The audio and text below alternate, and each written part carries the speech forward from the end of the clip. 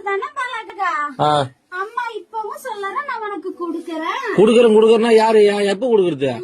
பொண்ணுகிட்ட இப்போதைக்கு குடுக்க முடியும் இல்ல. அவகிட்ட ஆத்தா இன்னைக்கு நான் குடுத்துட்டேன், அவன் நாளைக்கு உனக்கு குடுப்பா.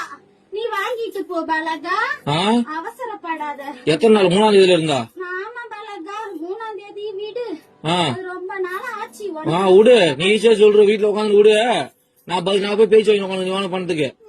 நீ ஏன் பதில் சொல்ற? அம்மா நான் சொல்றேன். சொல்ல பதில். என் பொண்ணுக்கு ஆத்தா நான் குடுத்துட்டேன். என் பொண்ணு கையெல்லாம் உன் கைக்கு வந்ததுக்கு அப்புறம் கொடுக்க வேண்டிய இடத்துல குடுத்துக்க பலகா. எப்போ வரும்?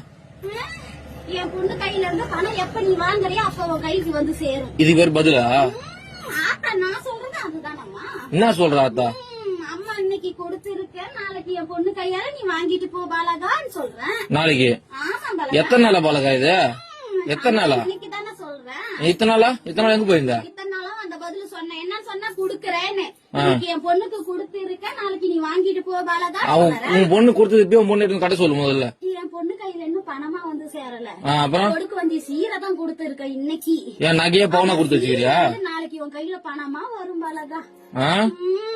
லோனை வாங்கி போட்டு இது ஒரு கதை. லோன் இல்ல,